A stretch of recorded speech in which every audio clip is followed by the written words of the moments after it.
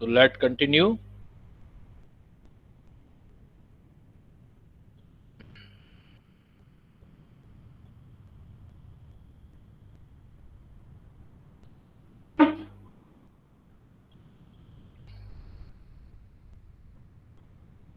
तो अब बेटा हम लोग करेंगे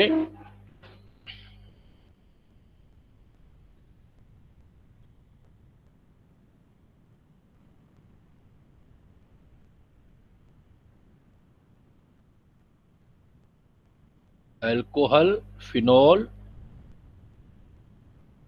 and ether. Alcohol, phenol and ether. सबसे पहले इंट्रोडक्शन। देखो वाटर का स्ट्रक्चर हम लोगों ने पढ़ा था, OHH। अगर इसका हम H हटा दें, हाइब्रिडाइजेशन हमारे पास था sp3, H हटा के एक H हटा दें या दो H हटा दें, तो उससे हमारे पास डिफरेंट स्पीसीज बनती चली जाएगी। जैसे सपोज एक H हटा दें, उसकी जगह R लगा दें, या एक H हटा करके उसकी जगह फिनाइल ग्रुप लगा दें,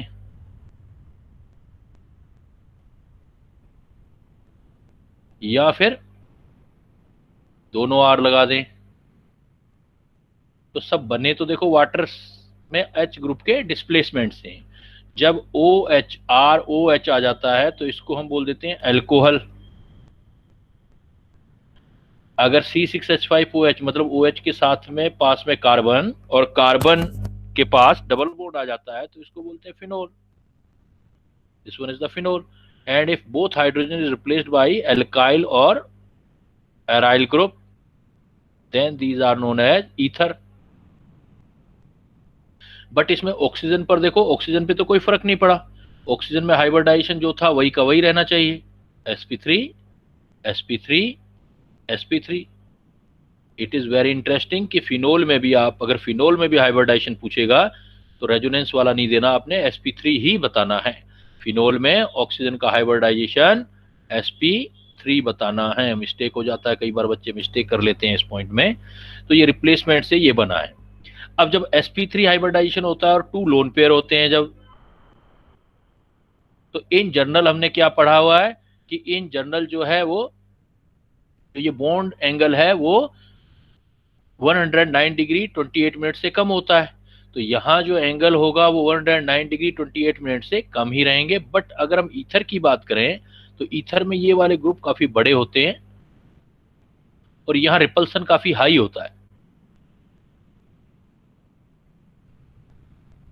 एयर रिपल्सन जो है हाई है, इसलिए क्या है कि एंगल जो है 109 डिग्री 28 मिनट से भी अप्रोक्सीमेट 111 डिग्री। इवन कार्बन का हाइब्रिडाइजेशन, ऑक्सीजन का hybridisation is sp3, but you can see the change in angle, उल्टा कम होने की बजाय बढ़ गया। उसका रीजन है हाई रिपल्सन, 109 डिग्री 28 मिनट से भी ज्यादा एंगल आ गया। ये देखो, होने कम चाहिए तो 111। तो ये एक ऐसा एग्जांपल है जिसमें atom even sp3 hybridisation state में है, बट एंगल जो जा रहा है वो 109 डिग्री 28 मिनट से ज्यादा जा रहा है। तो ये इंपॉर्टेंट पॉइंट हो गया। इधर हम जो फिनोल देख रहे हैं, फिनोल में भी ऑक्सीजन का, इवन हम आगे पढ़ते हैं कि आगे रेजोनेंस होता है, ये इलेक्ट्रॉन इधर जाते हैं लेकिन जाएंगे तो पॉजिटिव चार्ज आ जाएगा, अनस्टेबल हो जाएगा।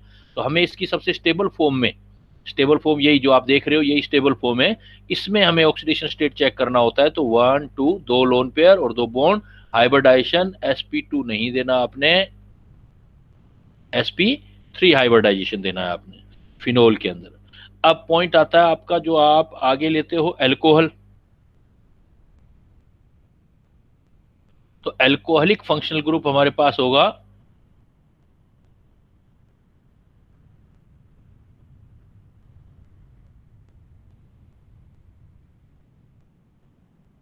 उसको हम कहेंगे OH। Alcoholic functional group OH होता है। और अल्कोहलिक फंक्शनल ग्रुप OH में अगर आप आगे क्या लगाते हो उसके हिसाब से हम इसको फर्दर फिर डिसाइड करते हैं आगे। तो आगे देखो, अगर जिस कार्बन के साथ ये sp3 हाइब्रिडाइज्ड कार्बन के साथ अगर OH अटैच है और ये sp3 हाइब्रिडाइज्ड कार्बन आगे कितने कार्बन के साथ अटैच है उस बेस पर फिर हम 3 टाइप में इसको डिवाइड करते हैं। अगर sp3 हाइब्रिडाइज्ड कार्बन एक ही अल्काइल ग्रुप के साथ अटैच है तो ये बन जाएगा RCH2OH। RCH2OH में ये फंक्शनल ग्रुप बन जाएगा CH2OH, और कार्बन का हाइब्रिडाइजेशन sp3, ऑक्सीजन भी sp3 और कार्बन भी sp3, और फंक्शनल ग्रुप CH2OH होता है, तो इसको बोलते हैं प्राइमरी अल्कोहल।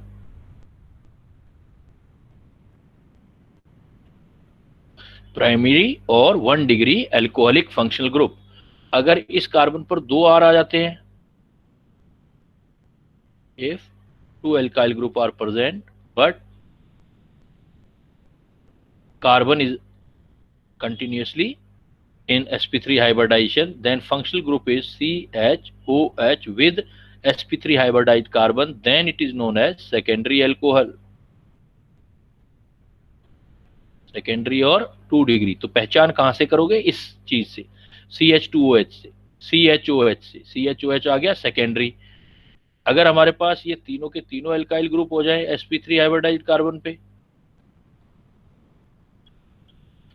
3 एल्काइल ग्रुप आ जाएं, तो ये फंक्शनल ग्रुप हमारे पास रह जाएगा COH। तो इसको हम बोलेंगे टर्सरी और 3 डिग्री अल्कोहल। तो primary, secondary, tertiary, sp3 hybridised के बेस पर आप फंक्शनल ग्रुप डिवाइड कर सकते हो। अब अगर मान लेते हैं ये कार्बन आपके पास CH2 CH फिर CH2 OH पर आ जाए, तो यहां फिर sp3 हाइब्रिडाइज्ड आ गया। तो इसका मतलब कैटेगरी क्या लिखोगे आप? 1 डिग्री। लेकिन CH2 के आगे अगर ये वाला ग्रुप आ जाता है CH2 CH CH2, तो इसको बोलते हैं हम एलाइलिक। तो ये एलाइल अल्कोहल हो जाएगा। तो एलाइल अल्कोहल, तो एलाइल अल्कोहल भी किस टाइप का है? 1 डिग्री अल्कोहल है, क्योंकि sp3 हाइब्रिडाइज्ड पर ये ग्रुप है, इस पूरे ग्रुप को एलाइल बोलते हैं। एंड अगर इस टाइप का एग्जांपल आ जाए आपके पास,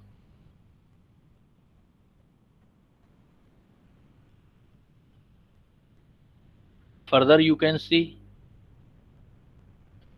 this carbon is sp3 hybridized carbon, और sp3i के आगे फिनाइल लगा दिया, तो इस पूरे ग्रुप को बोलते हैं बेंजाइल।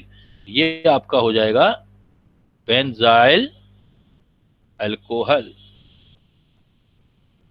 तो जितने ये बेंजाइल अल्कोहल है या एलाइलिक अल्कोहल है या 1 डिग्री 2 डिग्री 3 डिग्री कैटेगरी के ही हैं ये इनको आप फिनोलिक कंडीशन में ही डालोगे, इनको अभी हम अल्कोहलिक कंडीशन में ही डाल रहे हैं। तो CH2OH। अब इसके साथ क्या कर सकते हैं हम? और ये सपोज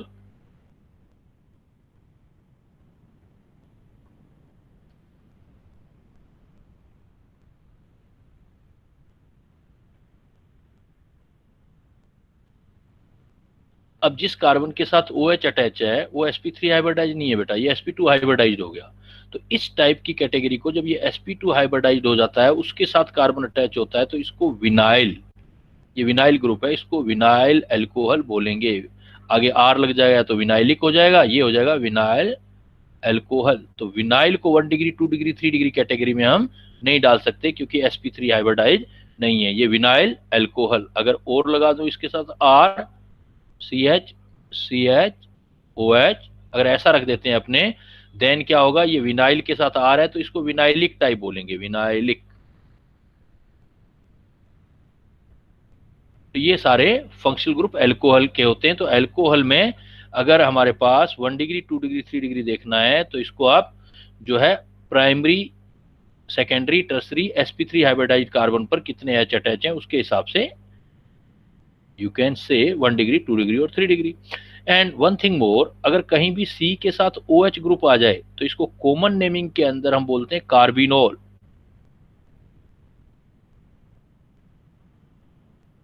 ये हमारे पास कार्बिनोल हो जाएगा। सपोज मैं CH3OH है, इसका कॉमन नेमिंग में कार्बिनोल वर्ड यूज कर सकता हूं इसके साथ। लेकिन अगर मैंने ये लिख दिया CH3 CH2OH, तो इतना कार्बिनोल होगा, और ये फिर अलग से हो जाएगा, तो इसको बोल दोगे मिथाइल कार्बिनोल।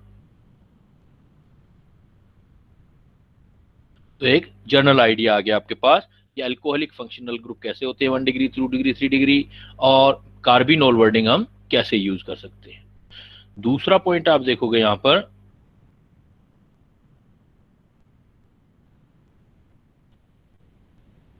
फिर इस ग्रुप को देखो हम क्या नाम देंगे। अगर मैं बेंजीन रिंग डायरेक्ट बना लूं और उसके साथ OH ग्रुप लगा दूं, ये चीज अभी भी आपने देखी, CH डबल बॉन्ड CH2 कर दूं, उसके साथ OH ग्रुप लगा दूं, इन दोनों में देखो आप, यहां पर कार्बन डबल बॉन्ड कार्बन यानी डबल बॉन्डेड कार्बन के साथ OH ग्रुप है, तो इनका जो फंक्शनल ग्रुप आएगा वो हम ये बोलेंगे functional group, double bonded carbon के साथ OH ग्रुप, ये फंक्शनल ग्रुप है इनका। और इसमें भी अगर बेंजीन रिंग कंप्लीट हो जाती है तो इसको बोलते हैं फिनोलिक या फिनोल या फिनोलिक फंक्शनल ग्रुप। तो OH के साथ बेंजीन रिंग या डबल बॉन्डेड कार्बन है तो वो फिनोलिक, और अभी हमने पढ़ा डबल बॉन्ड कार्बन ही है, सिर्फ OH है, तो ये फिनोलिक फंक्शनल ग्रुप हो गया। और इसको हम जो बोलेंगे CHOH को विनाइलिक, विनाइलिक फंक्शनल ग्रुप। तो फिनोलिक फंक्शनल ग्रुप जो है वो एल्कोहलिक फंक्शनल ग्रुप से डिफरेंट कंसीडर होगा। और ईथर तो अलग है ही, ईथर में हम क्या कहते हैं, O के साथ 2 R अटैच होते हैं, तो ये वाला जो फंक्शनल ग्रुप होता है O वाला, इसको ईथर फंक्शनल ग्रुप बोलते हैं। ईथर, अगर इसकी जगह सल्फर आ जाए तो इसको थायो ईथर बोल देंगे, सल्फर को थाया बोलते हैं, थायो ईथर। इधर आ जाओ आप, इसको अल्कोहल में अगर आपके पास ROH की बजाय SH आ जाए तो इसको बोलते हैं थायो अल्कोहल। एनीवे, ये तो थोड़ा सा इंट्रोडक्शन हो गया हमारा, और स्पेशली जो हमारे पास जो इसमें है हमारा एल्कोहल, ईथर एंड फिनोल है, तो 1 बाय 1 हम इसकी स्टडी करते हैं। सिंपल कैटेगरी ध्यान रखनी है बेटा। अब देखो, सबसे पहले हम लेते हैं reaction of ether.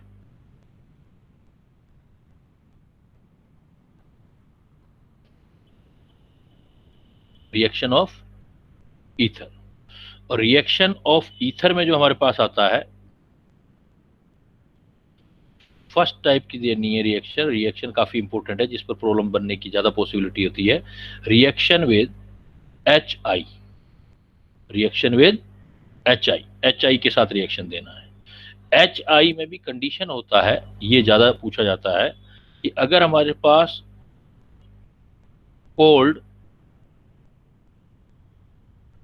Dilute HI है, रोल ज्यादा टेम्परेचर का है, कोल्ड या हॉट, तो कोल्ड डाइल्यूट HI, तब आपने हिंट ध्यान रखना है, जब भी आपके पास कोल्ड डाइल्यूट HI हो तो जो आपके पास ROR में 2 ग्रुप होंगे, O के साथ RR, तो ROR में आपने क्या देखना है कि अगर ये आपके पास, पहले ये देख लो कि ये वाले ग्रुप अगर दोनों स्मॉल है, इधर वाला भी स्मॉल है, इधर वाला भी स्मॉल है, और दोनों स्मॉल हैं, और ये सपोज 1 डिग्री या 2 डिग्री है, ये सपोज 1 डिग्री या 2 डिग्री है, मतलब 3 डिग्री नहीं होना चाहिए, 1 डिग्री या 2 डिग्री या स्मॉल है, तो उसमें जो ज्यादा स्मॉल होगा उसके साथ तो आई जो जाएगा, I goes with very small group, तो आई जो जाएगा वो इसके साथ जाएगा, goes with very small group, और रिएक्शन का मैकेनिज्म हो जाएगा SN2, रिएक्शन का मैकेनिज्म SN2 आ जाएगा। तो ये पॉइंट सारे एक साथ देख के फिर आपने प्रोडक्ट डिसाइड करना है। अब इसके देखो, मैं एक साथ सारे पॉइंट लिख देता हूं। पहले ROR हो गया, अगर आपके पास ROR में कोई भी एक ग्रुप ऐसा है जो 3 डिग्री या एलाइलिक या बेंजाइलिक कार्बोकेटायन देता है, इफ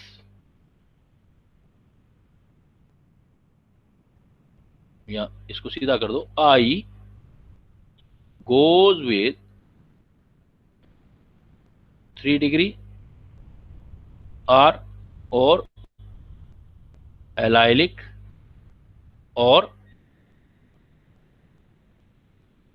बेंजाइलिक ग्रुप, मतलब SN1 मैकेनिज्म कार्बोकेटाइन के थ्रू होगी। तो आप सबसे पहले क्या चेक करोगे, ये जो है ये सारे एक साथ चेक करोगे। अगर आपको ईथर देख रहे हो और ईथर में कोई ग्रुप 3 डिग्री, पहले ये देख लिया करो, सबसे पहले इजी होता है, ये इजी रहता है। It would be easy to you to see the 3 degree और एलाइलिक और बेंजाइलिक ग्रुप। अगर ये देखते हो तो आई नेगेटिव उसके साथ भेज दोगे। अगर ये नहीं है तो फिर इधर देखो कि दोनों स्मॉल है, ये नहीं है तो स्मॉल होंगे, स्मॉल होंगे तो ज्यादा स्मॉल होगा उसके साथ भेज दोगे। तीसरा, अगर एक आपके पास आर है एंड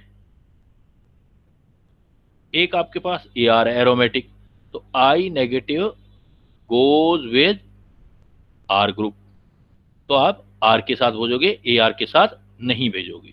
तो ये तीनों पॉइंट आपने एक साथ दिमाग के अंदर रखने हैं। अब ये तो हो गया मेरा तरीका देखने का, क्वेश्चन सोल्व करना है, उसका एक्सप्लेनेशन, उसका मैकेनिज्म, सारी बातें डिस्कस करेंगे हम। जैसे हमारे पास एग्जांपल आते हैं, suppose we have example CH3 O C2H5, हमें यहाँ पर कोल्ड HI के साथ रिएक्शन मिल गया।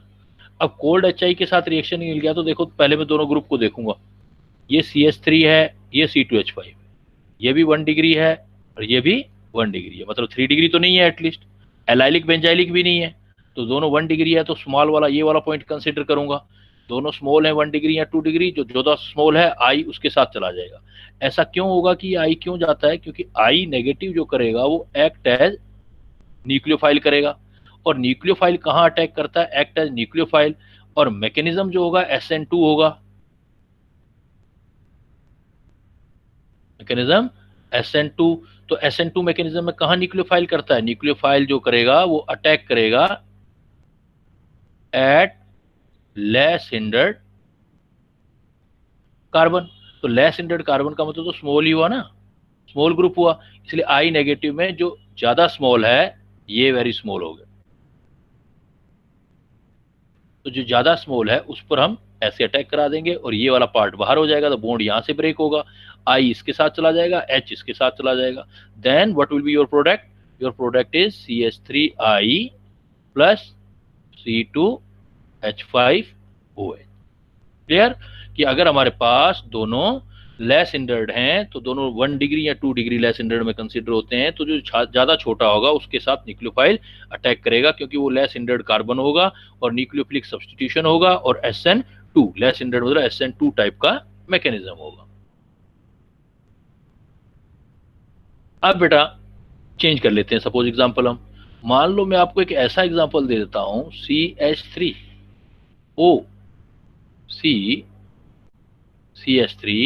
CH3 and CH3। First of all, you need to look out the structure of look out the given structure। अब इस given structure में देखो तो सबसे पहले मैंने क्या बोला था कि ये चीज नोट किया करो, कहीं भी आई नेगेटिव अगर 3 डिग्री एलाइलिक बेंजाइलिक दिया हुआ है तो आई नेगेटिव उसके साथ ही कर देना है। देखो इस ग्रुप के अंदर ये CH3 देखेंगे तो ये 3 डिग्री है, इवन ये स्मॉल है, अब मैं इसको प्रेफर नहीं करूंगा, स्मॉल दोनों स्मॉल होते तो जो ज्यादा स्मॉल होता उसके साथ भेजता। अब जो हमें HI का मुझे भेजना है, रिएक्शन करवाना है HI का, तो आई एक्ट एज न्यूक्लियोफाइल। अब न्यूक्लियोफाइल तो रिएक्ट करेगा, लेकिन अब की बार क्या है कि ये पहले ही टूट जाएगा, क्योंकि स्टेबल कार्बोकेटाइन दे रहा है, तो पहले ही टूट जाएगा, तो 3 डिग्री स्टेबल कार्बोकेटाइन दे देगा हमें, और इसलिए आई नेगेटिव जब टूट जाएगा तो उसके बाद यहां चला जाएगा। तो हुआ तो SN mechanism, nucleophilic substitution, but nucleophilic substitution carbocation की स्टेबिलिटी पर बेस्ड आ रहा है, तो SN1 हो गया, इसलिए आई इधर जाएगा, बॉन्ड यहां से ब्रेक होगा, तो आपका प्रोडक्ट अब की बार CH3OH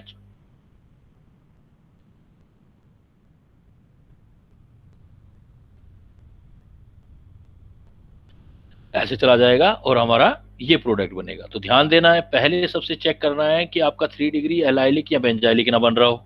जहां 3 डिग्री एलाइलिक बेंजाइलिक बन रहा है तो आई उसी के साथ भेज देना है आपने, और अगर 3 डिग्री एलाइलिक बेंजाइलिक है ही नहीं, सारे स्मॉल ग्रुप हैं, तो जो ज्यादा स्मॉल होगा उसके साथ भेज देना है।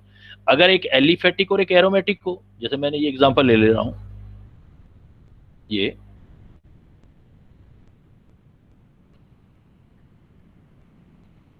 अब देखो ये मेरे पास आर हो गया एलिफेटिक, और ये मेरे पास बेंजीन होंगी एरोमेटिक, तो अब मुझे HI के साथ रिएक्शन देना है, तो मैं कैसे दूंगा? अब 3 डिग्री वाला केस तो बनेगा नहीं। अब क्या होगा कि एक्चुअल में ये जो लोन पेयर है, इधर जो बेंजीन रिंग है तो ये इसके साथ रेजोनेंस में जाएगा। रेजोनेंस में जाएगा तो जहां बेंजीन अटैच है वहां डबल बॉन्ड कैरेक्टर रहेगा। डबल बॉन्ड कैरेक्टर रहेगा तो ये बॉन्ड जो होगा वो स्ट्रॉन्ग हो जाएगा।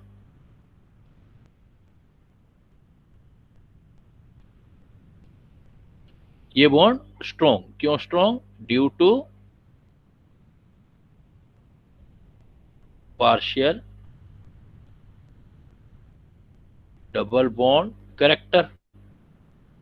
Due to partial double bond character, उसके रीजन से ये स्ट्रॉन्ग हो जाएगा। अब ये स्ट्रॉन्ग हो गया डबल बॉन्ड कैरेक्टर से, तो स्ट्रॉन्ग हो गया तो ये नहीं टूटेगा, हमेशा जो आर वाला पार्ट होगा वो टूटेगा। तो ये वाला केस बताया था मैंने, देखो लास्ट में, कि आपके पास अगर आर ओ आर में I goes with R group, aromatic के साथ नहीं जाएगा, एरोमेटिक के साथ ऑक्सीजन रहेगा, तो इसकी एच आई रिएक्शन करूंगा तो आई अटैक करेगी इधर, तो इसका मतलब SN2 मैकेनिज्म होगा, और ये बन जाएगा आपका इसके साथ OH, एंड ये वाला जो होगा उसके साथ आपका आई बन जाएगा। तो HI के साथ बहुत पूछा जाता है एग्जामिनेशन में, बहुत बार आता है क्वेश्चन कि आई के साथ आपको HI के साथ रिएक्शन दे करके प्रोडक्ट प्रेफर करना होता है, क्या बनाए।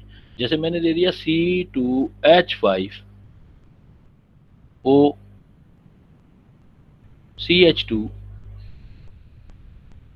ये वाला एग्जाम। इधर दे दिया मैंने CH3CH2O CH double bond CH2। यहां दे दिया सपोज हम लोगों ने ये ले लिया CH3CH2O CH2 CH CH3। First of all you need to study the structure of given species, and structure में भी क्या देखोगे? If species that group which can give 3 degree carbocation, allylic carbocation, benzylic group carbocation, ये तीनों चीजें check किया करो। तो यहाँ देखो O के साथ में देखूंगा तो ये ग्रुप है, और ये है बेंजाइल, तो ये बेंजाइल कार्बोकेटाइन देगा आपको, काफी stable benzyl carbocation, it is highly stable. तो पहले मैं स्मॉल या लार्ज साइज नहीं देखूंगा, पहले ये देखूंगा कि स्टेबल कार्बोकेटाइन तो नहीं दे रहा है कोई पार्ट। इधर देखो, यहां देखूंगा तो CH डबल बॉन्ड CH2, तो ये स्टेबल कार्बोकेटाइन नहीं है, ये तो उल्टा रेजोनेंस है, इधर चले जाएगा क्योंकि double bond single bond lone pair, यहाँ तो डबल बॉन्ड कैरेक्टर आ जाएगा। और यहाँ देखूं तो ये फिर देखो, फिर स्टेबल कार्बोकेटाइन है, double bond single bond, carbon पर पॉजिटिव चार्ज आ गया। और ये जो होता है CH3 CH double bond CH2, ये एलाइल कार्बोकेटाइन होता है, तो एलाइल कार्बोकेटाइन भी स्टेबल है।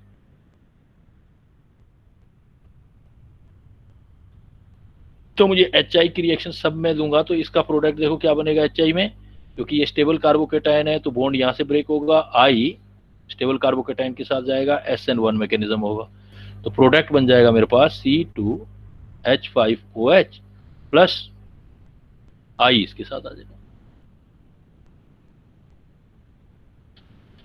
इस वाले एग्जांपल में देखोगे आप CH3CH2, यहाँ तो पार्शियल डबल बॉन्ड कैरेक्टर है क्योंकि ये विनाइल ग्रुप है, विनाइल के साथ ना जाके एल्काइल को सिलेक्ट करोगे और बॉन्ड यहाँ से ब्रेक होगा। HI के साथ रिएक्शन करोगे तो आई इसके साथ जाएगा, SN2 मैकेनिज्म होगा, स्मॉल है, स्मॉल के साथ जब भी जाता है तो SN2 मैकेनिज्म होता है, देन प्रोडक्ट हो गया CH3CH2I, और इधर अल्कोहल बन जाएगा, vinyl alcohol, CH double bond CH2।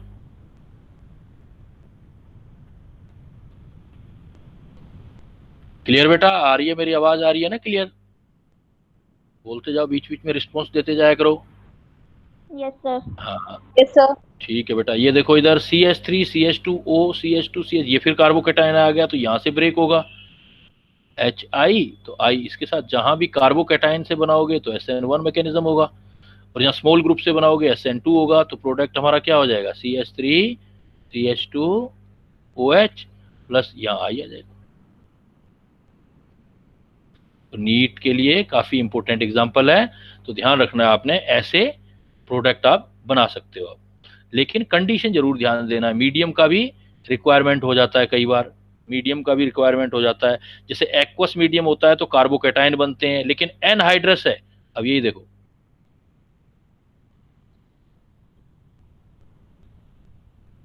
इन एक्वस मीडियम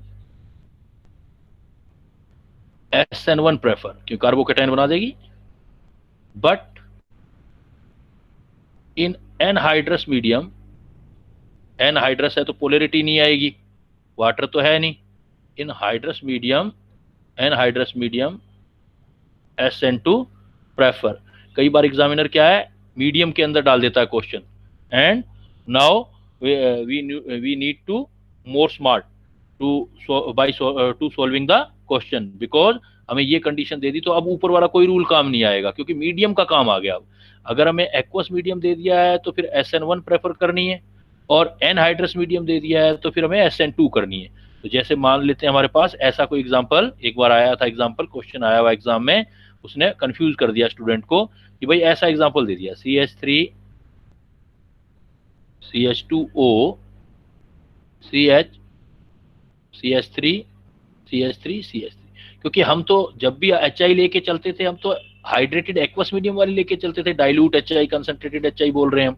तब तो जो ऊपर वाले रूल लगाए हैं उसके हिसाब से क्या कैसे सोल्व करोगे, ऊपर के हिसाब से जहां पहले देखोगे जो 3 डिग्री स्टेबल कार्बोकेटायन या एलाइल कार्बोकेटायन या कोई बेंजाइल कार्बोकेटायन है तो हम SN1 देते थे, नहीं तो स्मॉल के साथ हम भेज देते थे। बट अब क्या है, उसने एक बार तो ऐसे लिख दिया, एक बार लिख दिया एनहाइड्रस HI, और एक बार लिख दिया डाइल्यूट HI। अब इस वाले में तो क्लियर था बेटा, ये तो जो पॉइंट हम कर रहे हैं वाटर वाला एक्वस वाला ही है, तो इधर वाले पार्ट के अंदर देखेंगे तो ये इथाइल, और इधर वाले पार्ट के अंदर देखेंगे तो 3 डिग्री कार्बोकेटाइन। बट क्वेश्चन कुछ और था, उसने बोला था एनहाइड्रस HI, एनहाइड्रस HI का मतलब हमें मैकेनिज्म SN2 करना था, और SN2 का मतलब है ये I नेगेटिव वहां जाएगा जहां हिंड्रेंस कम है, तो हिंड्रेंस कम है तो I को यहां भेजना था, CH3 और CH2I प्लस इधर हो गया OH। देखो अनएक्सपेक्टेड रिजल्ट हो गया, जो हम ट्रिक से कर रहे थे उससे अलग क्वेश्चन दे दिया उसने, क्योंकि मीडियम का रोल दे दिया। और डाइल्यूट HI तो जो हमारा कंसेप्ट था वही करना है, डाइल्यूट HI में ये स्टेबल कार्बोकेटाइन दे रहा है, इसलिए हमें डाइल्यूट HI के अंदर अगर स्टेबल कार्बोकेटाइन दे रहा है तो वहां पर हमें SN1 मतलब कार्बोकेटाइन वाला देना है, तो यहां से बॉन्ड ब्रेक करना था। तो फिर तो बन जाता हमारा CH3 CH2OH और I हम स्टेबल कार्बोकेटाइन के अंदर देंगे। तो मेन रोल किसका है बेटा, मेन रोल है मैकेनिज्म का, मैकेनिज्म डिसाइड करके हमें जाना है कि किस तरफ हम जाएंगे। तो मोस्ट प्रोबेबिलिटी आपका क्वेश्चन इसी तरीके से आएगा कि HI के साथ आप प्रेफर प्रोडक्ट क्या बनाएंगे। अगर HI में वो काफी हाई कंडीशन दे दे ऑन हीटिंग,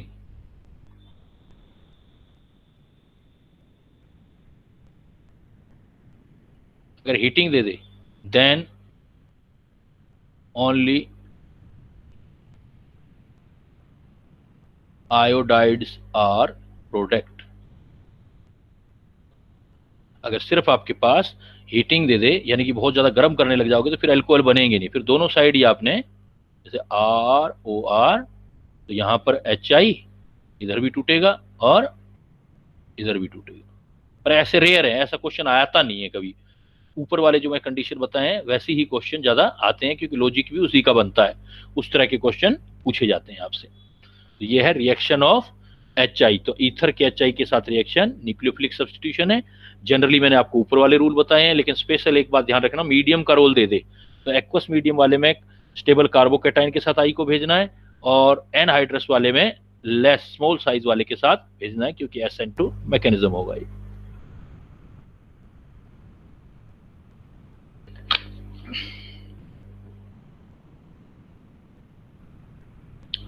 नेक्स्ट देखो बेटा, फिर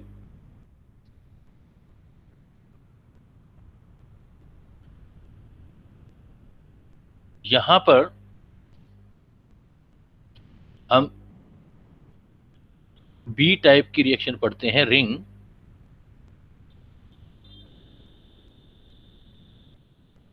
ओपनिंग ऑफ साइक्लिक ईथर, इसी को साइक्लिक ईथर बोलते हो, इसको आप, इसी को आप इपोक्साइड बोलते हो,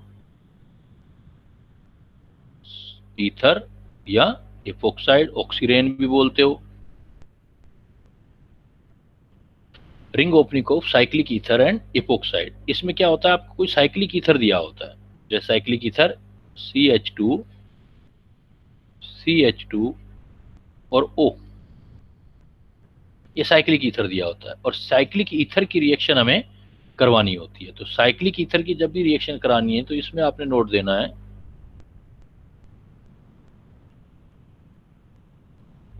फर्स्ट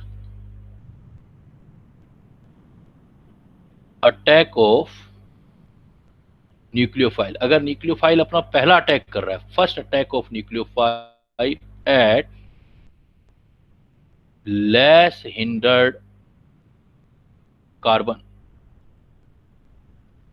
जो लेस हिंडर्ड कार्बन है उस पर अटैक करवाना है। एंड अगर फर्स्ट के बाद नेक्स्ट अटैक आता है, ये देखो, ये ऐसे कुछ हिंट बताऊंगा मैं आपको, then you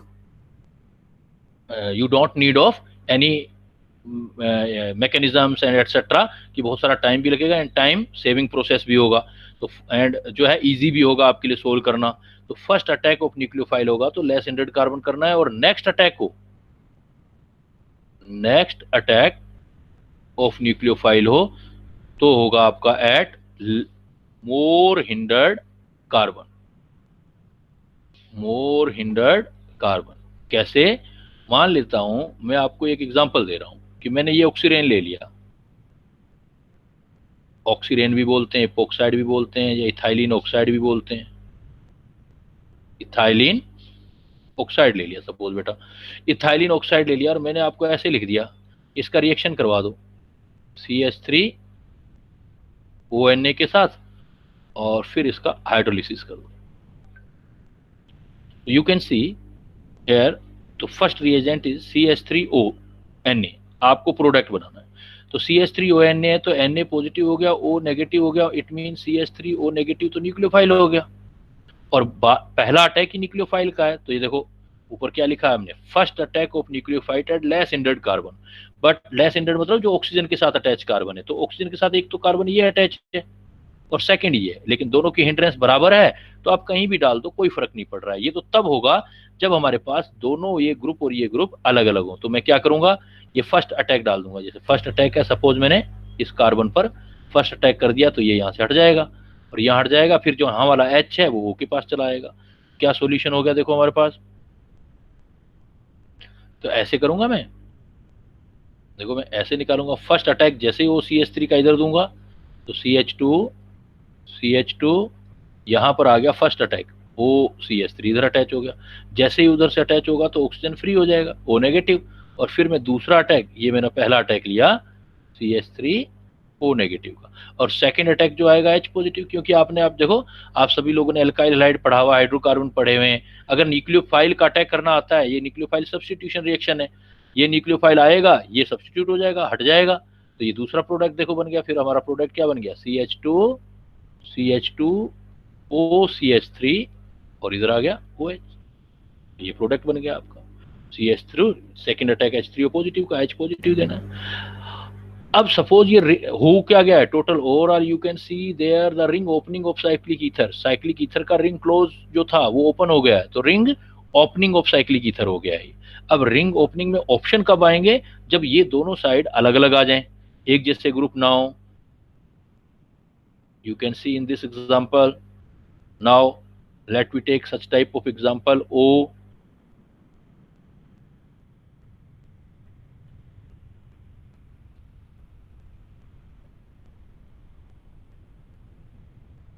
CH3O negative, Na, and then दे दिया मैंने hydrolysis, H3O positive, H3O positive. अब क्या होगा देखो, फर्स्ट अटैक इसका, फर्स्ट अटैक इसका है और ये न्यूक्लियोफाइल है, तो अब फर्स्ट अटैक है तो लेस हिंडर्ड, क्योंकि SN2 मैकेनिज्म होगा, मैकेनिज्म क्या देना है आपने, SN2 का मतलब दोनों साइड में जो लेस हिंडर्ड साइड होगी उस तरफ जाना है हमें। तो देखो O के साथ ये वाला कार्बन, इसमें सिर्फ H अटैच है और उसमें 2 एल्काइल ग्रुप हैं, तो ये मेरे पास जो साइड है वो लेस हिंडर्ड है, and this carbon is this side, एक ये साइड अटैक करने की, एक ये जो है मोर हिंडर्ड है। एक लेस हिंडर्ड साइट है, एक मोर हिंडर्ड साइट है, तो CH3 और न्यूक्लियोफाइल कहाँ अटैक करेगा, लेस हिंडर्ड साइट। इसका मतलब इसका अटैक मैं इधर कराऊंगा, जैसे इधर कराऊंगा ये इधर से हट जाएगा, उसको H मिल जाएगा। तो क्या प्रोडक्ट बनाओगे, कैसे पॉसिबल करोगे प्रोडक्ट, पहले आप इधर अटैक कराओगे तो इस CH2 के साथ आप अटैक कराओगे तो O CH3 यहाँ आ गया, ये C के साथ आपका CH3 है, इधर भी CH3 है, और यहाँ से O हटके इसके साथ अटैच हो जाएगा। और नेक्स्ट स्टेप हमारा हाइड्रोलिसिस है, H3O कर दूंगा positive, then product CH2 O CH3 and OH हो गया, ये प्रोडक्ट देना है बेटा आपने। फर्स्ट अटैक है न्यूक्लियोफाइल का तो लेस हिंडर्ड साइड, लेकिन सेकंड अटैक यानी कि फर्स्ट के बाद जो अटैक होंगे वहां अगर न्यूक्लियोफाइल को भेजना है तो मोर हिंडर्ड। ऐसा क्यों, इसका मतलब फर्स्ट अटैक किसी और का है, जिसका फर्स्ट अटैक होगा वही वाला न्यूक्लियोफाइल लेस हिंडर्ड में रहेगा, तो सेकंड वाले को मोर हिंडर्ड ही जाना पड़ेगा।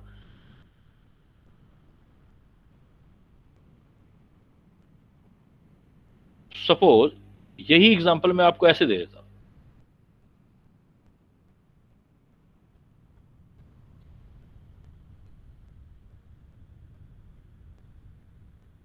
you can differentiate first and second example, you can differentiate first acidic H3O positive ले लिया एंड सेकेंड CH3O नेगेटिव ले लिया। नाउ देखो न्यूक्लियोफाइल तो ये है, और न्यूक्लियोफाइल जो है फर्स्ट अटैक में नहीं है, फर्स्ट अटैक में तो H3O है। H3O क्या देगा, H देगा, H देगा, तो आप एक तो डायरेक्ट हिंट कैसे सोल्व कर सकते हो, डायरेक्ट कैसे सोल्व सकते हो, मैंने क्या बोला है, फर्स्ट अटैक न्यूक्लियोफाइल का नहीं हो, सेकंड है तो सेकंड अटैक वाले न्यूक्लियोफाइल को मोर हिंडर्ड साइट ले जाना है आपने। तो प्रोडक्ट सीधा क्या बनेगा, डायरेक्ट प्रोडक्ट बनाऊं तो डायरेक्ट प्रोडक्ट के अकॉर्डिंग आप न्यूक्लियोफाइल मोर हिंडर्ड साइट ले जाओगे, बिकॉज ये वाली साइट मोर हिंडर्ड थी और ये वाली साइट लेस हिंडर्ड थी। अब की बार सेकंड अटैक है, सेकंड अटैक इधर ले जाओगे तो यहीं से ये बॉन्ड टूटेगा और ये प्रोडक्ट आपका देखोगे तो ये बनेगा आपकी बार CH2, ये CH3 और O CH3 और ये OH। अब ये तो चलो डायरेक्ट आपने रिजल्ट निकाल लिया बेटा, कि डायरेक्ट आपने सोल्व कर लिया कि इस तरीके से करेंगे तो फर्स्ट अटैक न्यूक्लियोफाइल का होगा तो लेस हिंडर्ड साइट भेजेंगे, और फर्स्ट अटैक के बाद वाला अटैक है न्यूक्लियोफाइल का तो मोर हिंडर्ड साइट पे भेजेंगे। बट हुआ ऐसा क्यों, देखो क्लियरिटी करो इसकी, इस पॉइंट को क्लियर करो, ऐसा किस लिए हुआ।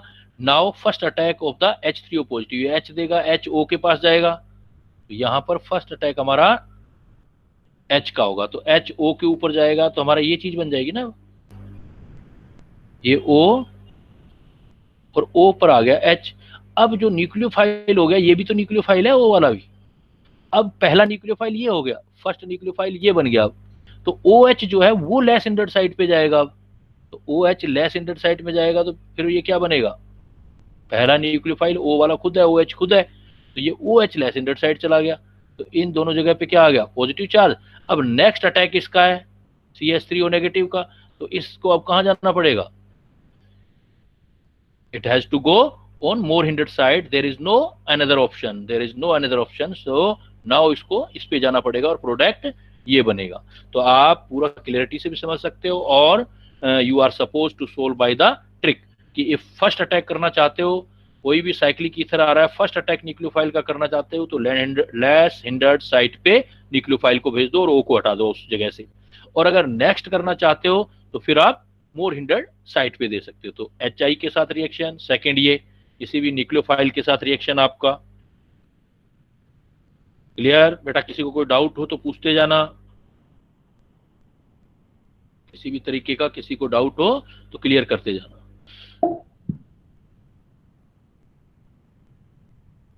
ये मैं फिर आपको रिएक्शन दे रहा हूं विद ग्रिग्नियर रिएजेंट,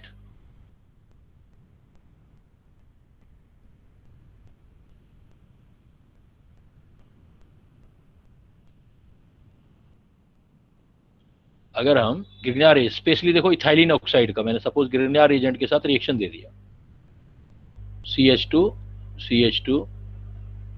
और ग्रिग्नार्ड रिएजेंट क्या होता है? CH3Mg और फिर मैंने सपोज इसका हाइड्रोलिसिस करा दिया। तो सेम ही चीज तो है बेटा जो ऊपर पढ़ी है, कॉन्सेप्ट तो वही है, कॉन्सेप्ट थोड़ी बदलते हैं। तो भाई ये न्यूक्लियोफिलिक सब्स्टिट्यूशन देना, और ग्रिग्नार्ड रिएजेंट की स्पेशलिटी क्या होती है? मैग्नीशियम मेटल होता है और यहाँ का CH3 ग्रुप होता है। तो जैसे आपने देखा था इन एल्डिहाइड कीटोन में जो CH3 नेगेटिव है, वो जो CH3 नेगेटिव है वो किसकी तरह रिएक्ट करता था? CH3 नेगेटिव रिएक्ट करता था न्यूक्लियोफाइल की तरह। तो यहाँ ईथर के साथ भी ये न्यूक्लियोफाइल की तरह वर्क करेगा, लेकिन एल्कोहल के साथ बेस की तरह वर्क करता है। याद रखना, वहां भी बात बताई थी, एल्कोहल के साथ ग्रिग्नार्ड रिएजेंट का CH3 बेस की तरह वर्क करता है। तो ये न्यूक्लियोफाइल है CH3, तो और फर्स्ट अटैक है न्यूक्लियोफाइल का, तो लेस हिंडर्ड साइड पे जाएगा। बट यहाँ तो चॉइस है, आप दोनों एक जैसे हैं, किसी के साथ ही भेज दो। सपोज इसके साथ भेजा तो O हट गया, O के साथ H आ जाएगा। जो पिछली रिएक्शन देखी थी सेम वही है, CH3 O, ये H आएगा नेक्स्ट में OH। तो एल्कोहल बन के देखो, हाई कार्बन का एल्कोहल बनाना है तो उसका ये प्रोसेस आप यूज कर सकते हो। हाई एल्कोहल वाला बनाना है तो जैसे ये एग्जांपल, बहुत इजी रिएक्शन है इस चैप्टर की, तो कोई मुश्किल रिएक्शन ही नहीं है इसका। तो देखो जैसे आप इस रिएक्शन में करोगे, आप जैसे मान लो मैंने यही एग्जांपल दे दिया, CH3 CH3 मैंने आपको ऐसे रिएक्शन दे दिया। मैं लिख दिया फर्स्ट अटैक आपको CH3 MgI का करना है एंड सेकेंड अटैक हाइड्रोलिसिस करना है। और एक मैंने ये दे दिया आपको, फर्स्ट अटैक हाइड्रोलिसिस करना है और सेकेंड ग्रिग्नार्ड रिएजेंट से करना है। तो व्हाट डू यू डू, क्या करेंगे आप? What will you do? तो इसके अंदर यहां फर्स्ट अटैक देखो न्यूक्लियोफाइल का है, same concept. First attack of nucleophile is less hindered site, तो लेस हिंडर्ड देखो यहां अब की बार ये वाला मोर हिंडर्ड साइट है, मोर हिंडर्ड साइट, एंड ये वाला जो है हमारे पास लेस हिंडर्ड साइट है, लेस हिंडर्ड साइट। अगर CH3 का ये फर्स्ट अटैक है, फर्स्ट अटैक, तो फर्स्ट अटैक किस पर होना चाहिए? On less hindered carbon. मतलब फर्स्ट अटैक है तो इसके पास जाएगा, ये लेस हिंडर्ड है, तो क्या प्रोडक्ट बनेगा इधर वाला? CH, एक CH3 है, दूसरा भी यहीं आ जाएगा, और ये CH3 O के साथ H। लेकिन यहां पर देखो फर्स्ट तो H3O पॉजिटिव का है, सेकंड अटैक CH3 MgBr का है, सेकंड अटैक है। तो जब सेकंड अटैक न्यूक्लियोफाइल का है तो सेकंड अटैक न्यूक्लियोफाइल एट मोर हिंडर्ड, मोर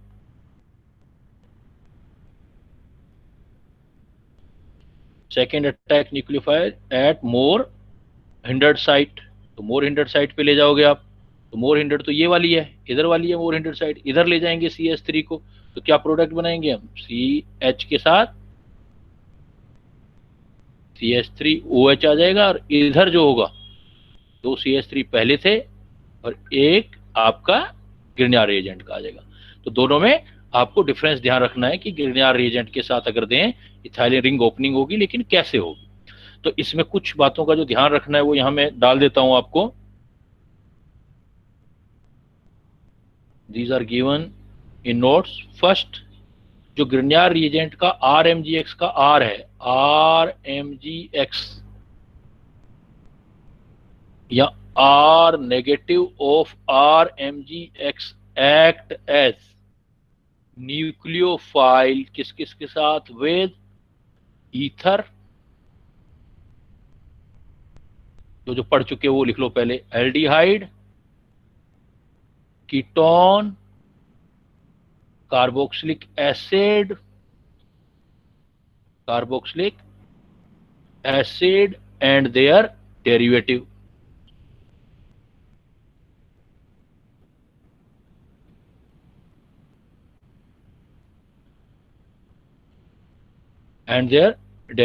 तो ये इनके जो डेरिवेटिव हैं उनके साथ ये जो रिएक्शन करेगा वो इस टाइप से रिएक्शन करेगा। एंड जो हमारे पास ये है, नहीं कार्बोक्सिलिक एसिड भी नहीं, कार्बोक्सिलिक एसिड नहीं, एसिड डेरिवेटिव, एसिड डेरिवेटिव जो RCOCl, एसिड तो है तो एसिड बेस रिएक्शन हो जाएगी, बट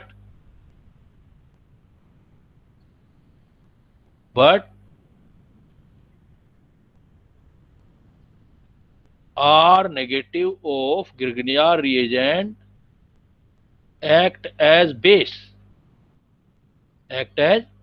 किसके साथ? with hydrogen directly attached with fluorine, oxygen and nitrogen. अगर फ्लोरीन, ऑक्सीजन और नाइट्रोजन के साथ डायरेक्टली अटैच है और ट्रिपल बॉन्ड कार्बन इनके साथ अटैच है तो ये बेस की तरह वर्क करेगा। इसलिए इसका जो फ्लोरीन है या अल्कोहल है, O के साथ H, कार्बोक्सिलिक एसिड है O के साथ H, या ऑक्सीजन डायरेक्ट है तो उनके साथ इसकी reaction you can C in this way. Suppose मैं आपको एग्जांपल दे दूं अल्कोहल का, जैसे मैं ये दे देता हूं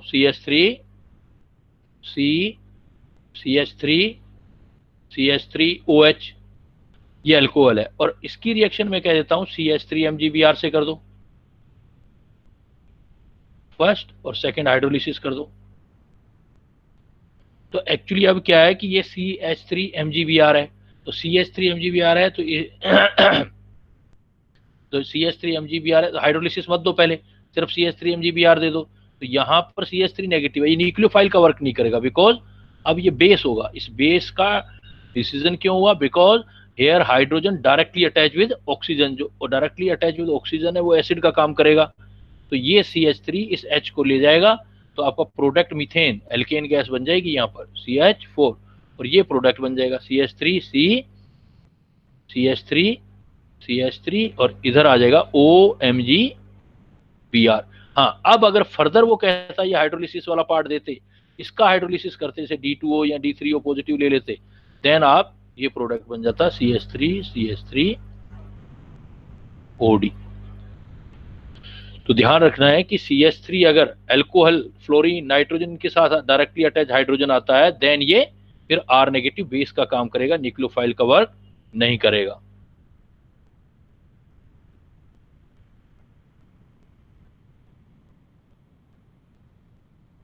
दूसरा नोट, ये जो आपका है RMgX can react with O2 oxygen, CO2, SO2 etcetera, इनके साथ भी रिएक्ट कर सकता है।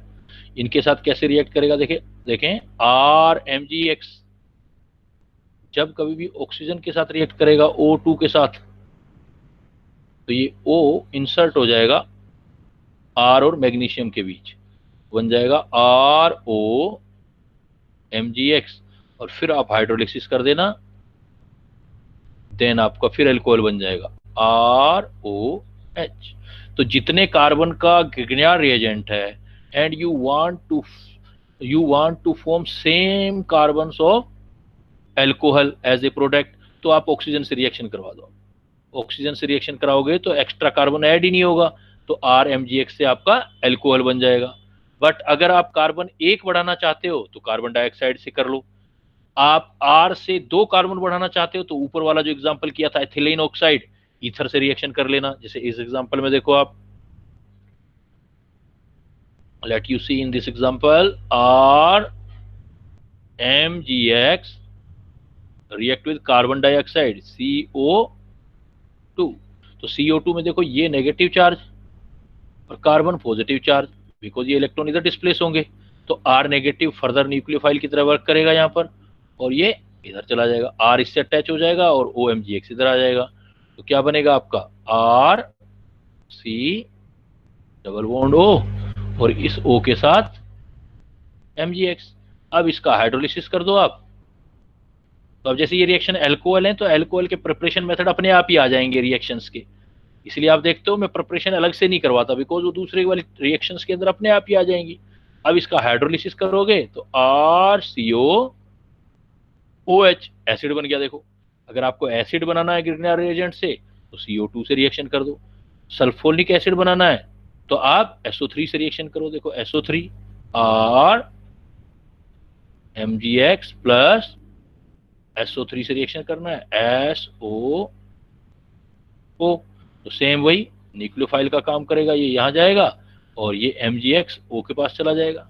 देन R S SO3 लेना है ना, तो SO2 हुआ SO3, तो SO O और O के साथ H, फिर हाइड्रोलिसिस कर दो। O MgX, तो हाइड्रोलिसिस कर दोगे तो RCOSO-OH, तो सल्फोनिक एसिड बन गए। तो अल्कोहल ऑक्सीजन से बन गए, कार्बन डाइऑक्साइड से RCOH बन गया, एसिड बन गया, और इससे सल्फोनिक एसिड बन गया। तो ये कुछ ऐसे वर्क हैं आर के। तो ग्रिग्नार्ड रिएजेंट के आर का ध्यान देना है कि it can act as nucleophile और act as a base. Nucleophile की तरह काम कर रहा है या बेस की तरह काम कर रहा है। क्लियर बेटा? तो ये देखो अभी हमने जो रिएक्शन किया वो ग्रिग्नार्ड रिएजेंट का ईथर के साथ रिएक्शन किया, और साथ में जो साइड रिएक्शन है वो स्टडी किया हमने।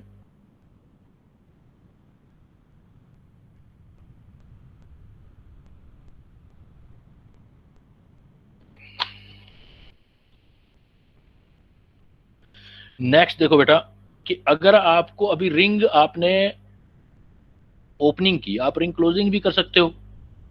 वापस रिंग को क्लोज करना चाहते हो मान लो ईथर में,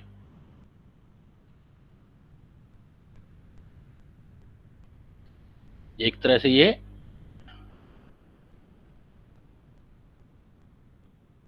प्रिपरेशन मेथड ऑफ ईथर हो गया। ये कैसे कर सकते हो? तो इसका काफी इंपॉर्टेंट रिएक्शन होता है विलियमसन, एल्काइलाइड में पढ़ा होगा, Williamson ether synthesis. Important reaction भी है विलियमसन ईथर सिंथेसिस। तो एल्काइल हैलाइड की रिएक्शन है, चैप्टर किया हुआ है, फिर भी मैं एक बार आउटलाइन दे देता हूं इसका आपको। देखो इसके अंदर विलियमसन ईथर सिंथेसिस में कोई भी आप लिविंग ग्रुप ले सकते हो, जैसे एज एल्काइल हैलाइड ले सकते हो, X ले सकते हो, बट ये जो होना चाहिए RL ये लेस हिंडर्ड होना चाहिए। मतलब 1 डिग्री या 2 डिग्री वो भी लेस हिंडर्ड, और इसकी किसी भी एल्का ऑक्साइड आयन से रिएक्शन करवा दो, ये चाहे 1 हो चाहे 2 हो चाहे 3 हो, मतलब कैसा भी हो, ये होता है एल्का ऑक्साइड आयन। ये करता है एक्ट एज न्यूक्लियोफाइल, ये न्यूक्लियोफाइल का काम करता है, इसलिए इसका लेस हिंडर्ड होना जरूरी है। तो SN2 मैकेनिज्म होगा और ये लिविंग ग्रुप को बाहर कर देगा और ये ईथर बन जाएगा आपका। R सपोज ये R डैश है तो R डैश O तो यहां से आ गया और R ये आ गया। अगर ये एल्का ऑक्साइड है, ईथर में रिवर्स चलना है आपको, तो ये एल्का ऑक्साइड है तो ये तो 1 डिग्री 2 डिग्री 3 डिग्री कैसा भी हो सकता है O के साथ वाला, लेकिन जो O के बगैर वाला है ये 1 और 2 डिग्री, या स्पेशली मैं कहूं तो हमेशा लेस हिंडर्ड होगा। ये कभी भी क्या नहीं हो सकता है, 3 डिग्री नहीं हो सकता, ये वाला पार्ट 3 डिग्री। तो 3 degree alkyl hide Williamson ether synthesis नहीं देंगी, इसको बोलेंगे Williamson synthesis, Williamson ether synthesis. तो सेम कॉन्सेप्ट बेटा हम किस में लगा सकते हैं, क्लोजिंग ऑफ रिंग में लगा सकते हैं।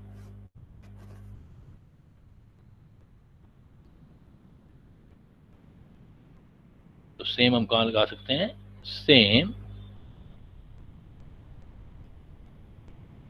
concept is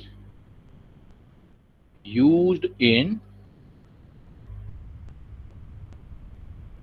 closing of ring, मतलब formation of cyclic ether। इसको आप क्या क्या नाम देते हो, epoxide, oxirane, ethylene oxide, propylene oxide, जैसा भी नाम देना चाहो। तो जैसे ये एग्जांपल ले लो, सपोज मैंने आपको क्या दे दिया, ये एग्जांपल ले दिया HO CH2 CH2 और Cl, ये मैंने रिएक्शन दे दिया, और यहाँ कोई बेस दे दिया मैंने आपको, जैसे पोटेशियम के या Na कुछ दे दिया मैंने, तो क्या रिएक्शन होगा, मुझे रिएक्शन करना है। तो देखो अब मैं जैसे ही के या Na करूंगा तो या ग्रिग्नार रिएजेंट ही दे दूं मैं, तो के या Na लूंगा तो ये क्या करेगा, सबसे पहले ये हाइड्रोजन एसिडिक है और ये इसका बेस का काम करेंगे के या Na, सोडियम या पोटेशियम, या हाइड्राइड भी ले सकते हैं जैसे NaH। तो मैं लूंगा तो ये बन जाएगा, H निकल जाएगा, H निकल जाएगा तो ये तो साल्ट बन जाएगा, CH2 Cl और O नेगेटिव। के जो होगा जो भी होगा इसके H को बाहर निकाल देगा। अब O नेगेटिव बन गया और Cl, अब देखो इसको थोड़ा ध्यान से, here halogen is attached with the directly carbon and carbon is the sp3 hybridized, और कार्बन पर हेलोजन है और लेस इंडर्ड है ये क्या बन गया मेरे पास, लेस इंडर्ड एल्काइल हैलाइड, मतलब लेस इंडर्ड मतलब 1 डिग्री एल्काइल हैलाइड। और अगर आप इस जगह को देखोगे तो CH2O, ये तो बन गया न्यूक्लियोफाइल। तो इसी रिएक्शन में ये क्या करेगा, ये बैक अटैक कर लेगा, SN2 मैकेनिज्म आ जाएगा, ये O इसके साथ अटैक करेगा और Cl को बाहर निकाल देगा। तो विलियमसन ईथर सिंथेसिस ही तो हो गया। विलियमसन रिएक्शन यही आएंगी, चाहे वो नाम से बुलाए चाहे ना बुलाए, एग्जाम में रिएक्शन वही आनी है। तो जैसे ये बाहर निकालेगा तो क्या प्रोडक्ट बन गया, CH2 और ये आ गया इधर से Cl नेगेटिव बाहर हो गया। तो आपका साइक्लिक ईथर, या इसको आप इथाइलिन ऑक्साइड भी बोल सकते हैं, इथाइलिन ऑक्साइड बन गया, इथाइलिन ऑक्साइड बन गया आपके पास। तो ये रिएक्शन देखो आपका हुआ, तो इसका मतलब ये विलियमसन ईथर सिंथेसिस तो है। तो इस रिएक्शन को आप क्या बोलेंगे, विलियमसन ईथर सिंथेसिस, मतलब एक मॉलिक्यूल के दो पार्ट के बीच विलियमसन ईथर सिंथेसिस, इसलिए इसको बोलोगे आप intra molecular Williamson ether synthesis. तो intramolecular Williamson ether synthesis reaction है। बस आपको रिकॉग्नाइज करना है कि भाई वो वाली रिएक्शन जो पढ़ी हुई है ये कौन से टाइप में कैटेगरी में आ रही है, उस रिएक्शन के हिसाब से आपने दे देना है। सपोज मैंने आपको ये दे दिया CH3 CH OH और CH2, और CH2 के साथ मैंने दे दिया आपको Br। तो वेरी सिंपल, आपको तो ये देखते ही समझ जाना है कि यहाँ पर मैं कोई भी बेस दे देता हूँ, स्ट्रॉन्ग बेस दे देता हूँ, NaNH2 दे दिया, स्ट्रॉन्ग बेस दे दिया, या NaH दे दिया, तो ये बेस दे दिया। तो देखो इधर ये CH2Br less hindered alkyl halide, less hindered alkyl halide, और इधर देखो ये OH है तो O नेगेटिव, ये न्यूक्लियोफाइल। तो मैंने आपको बताया था ये पार्ट तो कैसा भी हो, 1 डिग्री 2 डिग्री 3 डिग्री इससे मतलब नहीं है, ये लेस इंडर्ड होना चाहिए। तो ये जा करके सीधा इस पर अटैक करके Br को बाहर कर देगा। तो प्रोडक्ट क्या बन गया देखो आपका, CH3 CH और CH2, इसके साथ O अटैच हो गया, प्रोपाइलिन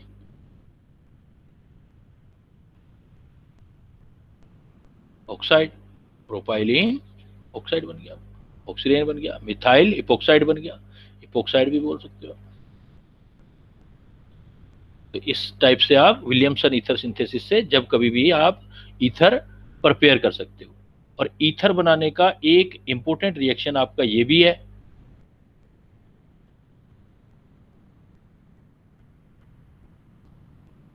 एक रिएक्शन ये है, रिएक्शन ऑफ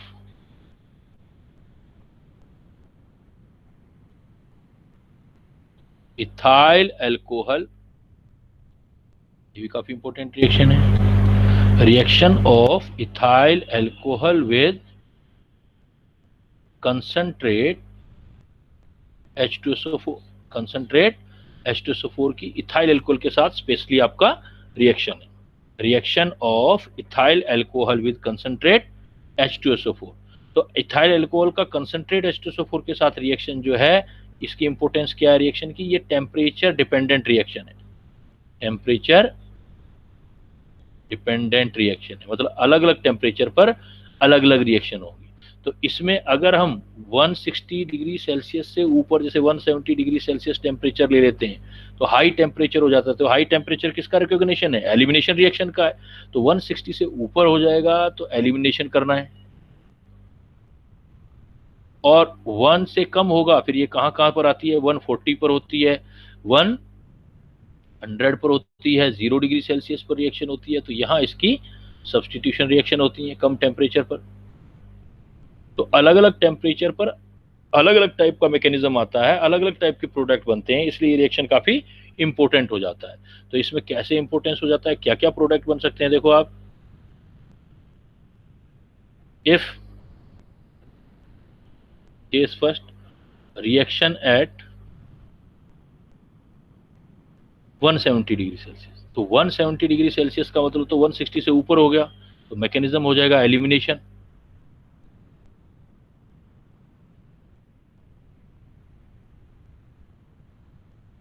क्या बनाएंगे हम, एलिमिनेशन बनाएंगे। तो एलिमिनेशन बताएंगे तो अल्कोहल को ऐसे रख दो, CH3 CH2OH है ना, तो CH3 CH2OH, एलिमिनेशन कर रहे हो, हीट कर रहे हो बहुत ज्यादा, तो ये वाला OH, अल्फा कार्बन का OH और बीटा कार्बन का H हटा दो एक, ऐसे लिख दो ना, ज्यादा बेटर है। डिहाइड्रेशन हो जाएगा, H2 निकल जाएगा, डिहाइड्रेशन होगा। एल्कीन में पढ़े भी होंगे ये सारे रिएक्शंस हाइड्रोकार्बन में। तो आपका बीटा एलिमिनेशन हो गया और CH2 double bond CH2 ethene बन गई।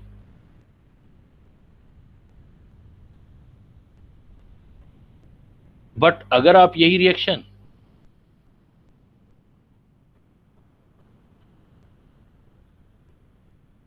140 डिग्री सेल्सियस पर करोगे आप, ये रिएक्शन आपका रिएक्शन एट 140 डिग्री सेल्सियस, तो 140 डिग्री सेल्सियस पर जो होगा वो सब्स्टिट्यूशन होगा, न्यूक्लियोफिलिक सब्स्टिट्यूशन होगा। क्योंकि टेम्परेचर कम होने लग जाते हैं जब कंपटीशन होता है ना बेटा, एलिमिनेशन और सब्स्टिट्यूशन में। जीओसी जिनको पढ़ाई होगी, बताया होगा उनको, तो जब भी कंपटीशन होता है तो जितना हायर टेम्परेचर में जाओगे एलिमिनेशन होगा, लोअर टेम्परेचर की तरफ सब्स्टिट्यूशन होगा, तो ये SN2 मैकेनिज्म होगा। तो इसमें क्या होगा कि जैसे CH3 है तो अल्कोहल ही, CH3 CH2OH दूसरे मोलिक्यूल के साथ रिएक्शन करेगा, CH3 CH2OH और H2SO4 की प्रेजेंस में करेगा, HHSO4 नेगेटिव। तो पहले क्या बनेगा, H OH पर आएगा, OH आएगा तो ये वाटर में गुड लिविंग ग्रुप होके OH बाहर निकल जाएगा, इस पर पॉजिटिव चार्ज है, तो ये वाला जो आएगा वो नेगेटिव न्यूक्लियोफाइल की तरह काम करेगा। ये वाला पार्ट ये किसकी तरह काम करेगा आपका, ये न्यूक्लियोफाइल की तरह काम कर, एक मोलिक्यूल खुद न्यूक्लियोफाइल की तरह काम कर रहा है, दूसरा सबस्ट्रेट की तरह काम कर रहा है, एक्ट एज न्यूक्लियोफाइल, और H2O को बाहर निकाल देंगे, तो प्रोडक्ट क्या बन जाएगा, देखो हमारा CH3 CH2 और इस पर आके अटैच हो गया O CH2 CH3, di ethyl ether, di ethyl ether बन जाएगा, डाई इथाइल ईथर। तो 140 डिग्री सेल्सियस पर डाई इथाइल ईथर बन गया। तो वो है इथाइल अल्कोहल ही, अलग अलग टेम्परेचर पर प्रोडक्ट अलग अलग बन रहे हैं। ऐसे ही आप बाकी टेम्परेचर पर बनाओगे,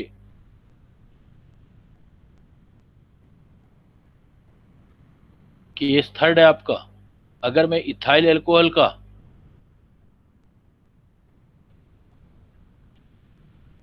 रिएक्शन करवा दूं, मैं इथाइल अल्कोहल का रिएक्शन कंसंट्रेट H2SO4 से करवा दूं लेकिन 100 डिग्री सेल्सियस, तो इसका OH और इसका H चला जाएगा, डिहाइड्रेशन होगा, लेकिन कम होगा डिहाइड्रेशन, और ये प्रोडक्ट बन जाएगा CH3 CH2HSO4, मतलब इथाइल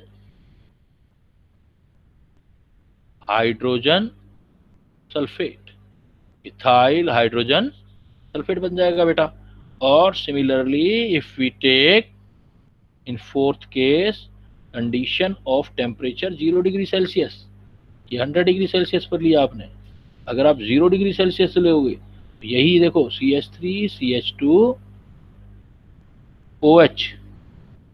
CH3 CH2OH के 2 पार्टिकल और H2SO4 के 1 पार्टिकल से रिएक्ट करके H के 2H2O मोलिक्यूल बाहर कर देंगे, और ये बन जाएगा C2H5 का ट्वाइस SO4, इसको बोलेंगे डाइथाइल सल्फेट, डाइथाइल सल्फेट।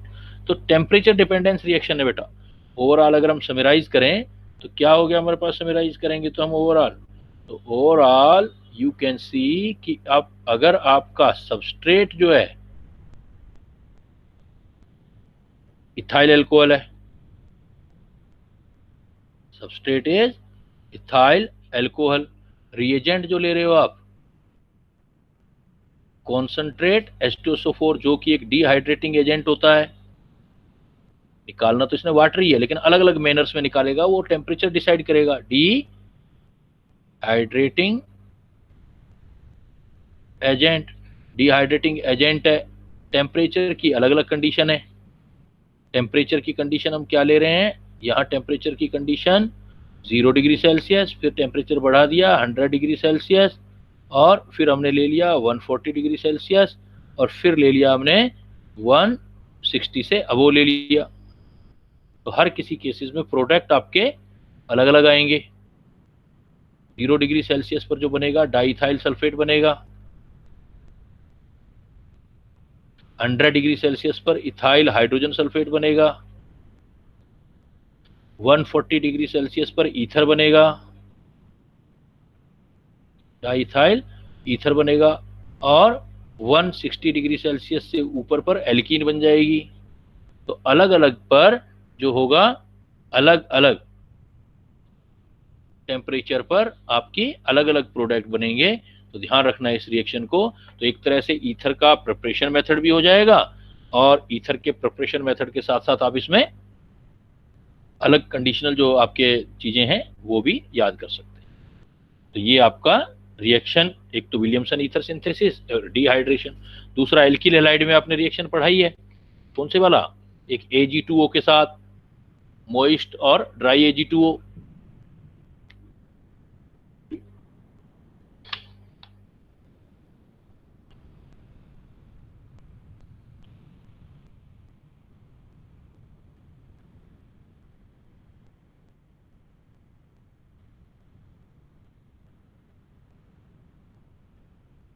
एक रिएक्शन पढ़ा होगा आपने, reaction of alkyl halide with dry Ag2O। जब ड्राई Ag2O लेते हैं तो एल्काइल हैलाइड RX 2 पार्टिकल ले लेते हैं RX के, और इसकी रिएक्शन Ag2O, तो जैसे Cl है मान लेते हैं, Cl है तो AgCl बाहर हो जाएगा और ऑक्सीजन इसके साथ अटैच हो जाएगा, मेजर प्रोडक्ट ईथर बनेगा, मेजर प्रोडक्ट बनेगा। लेकिन अगर आपने इसी में, क्योंकि मेजर का मतलब है साथ में अल्कोहल भी बनते हैं, अगर आपने जो इसी के अंदर ड्राई की जगह मोइस्ट Ag2O ले लिया, तो मोइस्ट Ag2O का मतलब होता है Ag2O प्लस वाटर, तो ये कन्वर्ट हो जाएगा AgOH में, ये कन्वर्ट हो जाएगा आपका AgOH में। तो AgOH के अंदर अगर आ गया ये, तो क्या बनेगा फिर देखो, फिर मैं अगर RCl के रिएक्शन कराऊंगा तो मोइस्ट Ag2O वर्ड लिखा हुआ है तो समझ लेना AgOH के साथ रिएक्शन हो रहा है, तो AgOH, तो मेजर प्रोडक्ट आपका अल्कोहल बन जाएगा, मेजर प्रोडक्ट अल्कोहल। यहाँ मेजर प्रोडक्ट आपका ईथर बनता है। तो यहाँ से भी आप प्रिपरेशन बना सकते हैं, इसको प्रिपेयर कर सकते हैं। तो ये जो आपका है वो सारा, it's all about the ether, ether and their reaction and there preparation. इसके साथ अब हम लेते हैं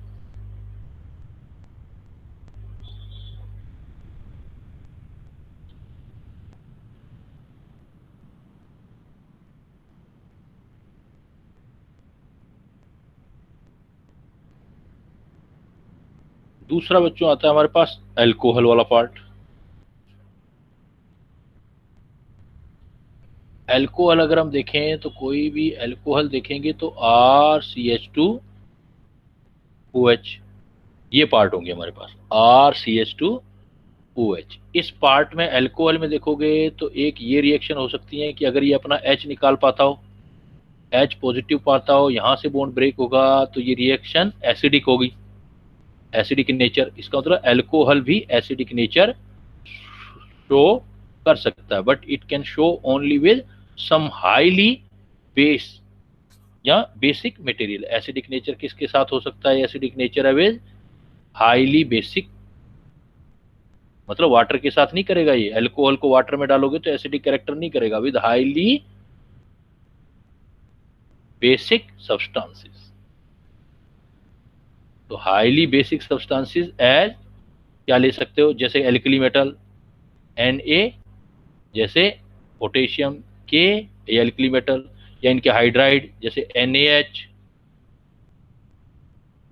KH, इनके साथ कर सकता है। बट ये ध्यान रखना, नॉट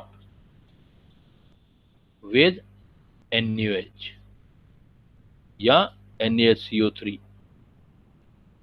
तो NaH या NaHCO3 के साथ ये वाटर के साथ ये एसिडिक नहीं शो करता। तो एसिडिक शो किसके साथ कर सकता है? कुछ काफी हाईली बेसिक सब्सटेंस जो होते हैं, एल्कली मेटल या उनके हाइड्राइड, उनके साथ ये एसिडिक नेचर शो कर सकता है। दूसरा रिएक्शन बेटा इसमें आप दे सकते हो जहां पर ये OH टूटता हो, ये वाला बॉन्ड। तो OH तो एक, ये क्या हुआ? OH तो लिविंग ग्रुप हो गया। तो लिविंग ग्रुप हो गया तो यहाँ पर सब्स्टिट्यूशन रिएक्शन होगी। इसका मतलब OH जाएगा, कोई और ग्रुप आएगा। तो इसका मतलब यहां से ये रिएक्शन दे देता है न्यूक्लियोफिलिक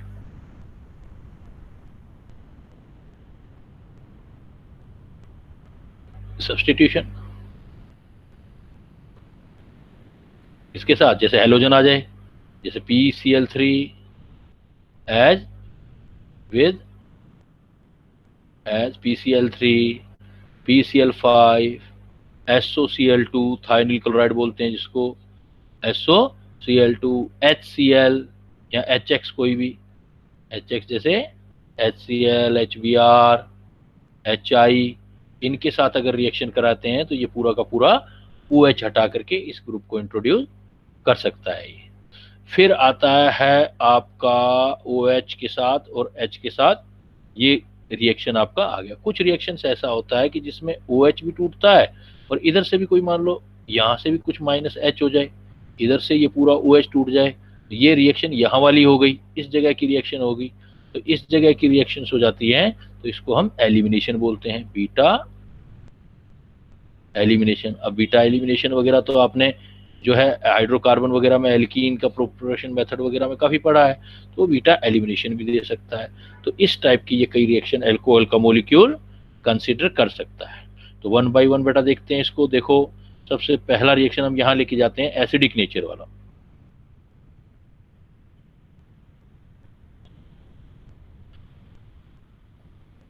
तो एसिडिक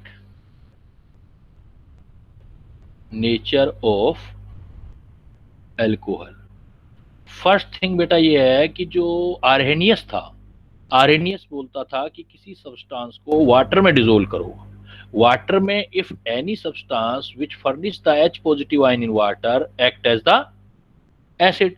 बट अल्कोहल को वाटर में डालोगे तो अल्कोहल वाटर के अंदर H पॉजिटिव नहीं देता।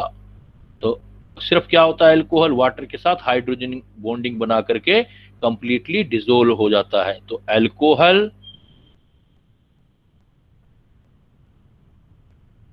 Are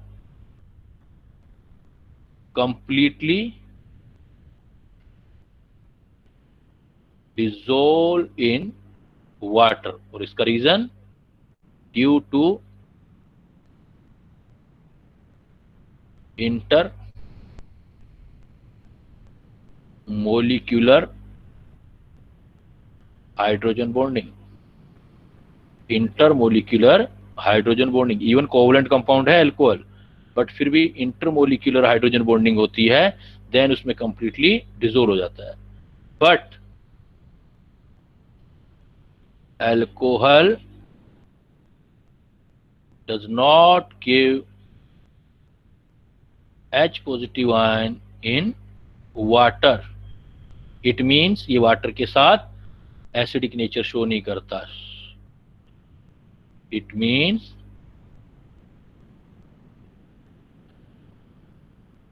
alcohol are less acidic, अगर मोर एसिडिक होते तो H पॉजिटिव देते, alcohol are less acidic than water, alcohol जो होते हैं वो वाटर से कम एसिडिक होते हैं, H पॉजिटिव आयन नहीं देते, मतलब कह सकते हो कि वाटर की कंपेरेटिवली वो मोर बेसिक होते हैं। घुमा फिरा के क्वेश्चन देगा एग्जामिनर, मोर बेसिक होते हैं, पीएच से पूछ लेगा। तो इसका मतलब ये है कि पीएच जनरली, पीएच जो वाटर का होगा, वाटर ज्यादा एसिडिक है, तो ज्यादा एसिडिक है तो उसकी पीएच कम होगी as compare to alcohol. PH जिसकी कम होती है वो मोर एसिडिक होता है। या मैं ये कहूं कि के ए जो वाटर का एसिड एसोसिएशन कांस्टेंट है वो ज्यादा होगा के ए किसके, आपके एल्कोहल से, तो एल्कोहल से ज्यादा होता है। मतलब एल्कोहल और एसिड रख दिए जाएं तो एल्कोहल और वाटर रख दिए जाएं, एल्कोहल और वाटर, तो वाटर जो है वो मोर एसिडिक है, इस तरफ एसिडिक कैरेक्टर इंक्रीज होगा।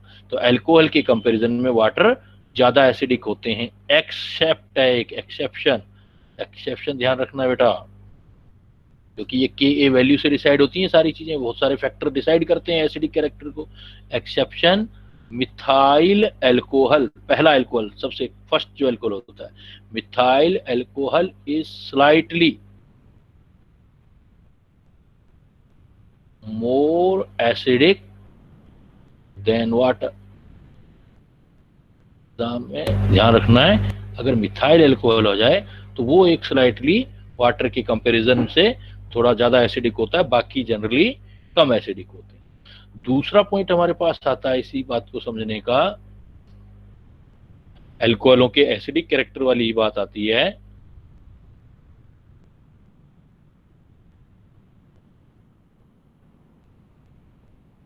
जो हमारे पास एक एल्कोहल है, एल्कोहल, फिनोल और आपके पास कार्बोक्सिलिक एसिड, अगर इनमें हम कंपैरिजन करें तो जो फिनोल है, फिनोल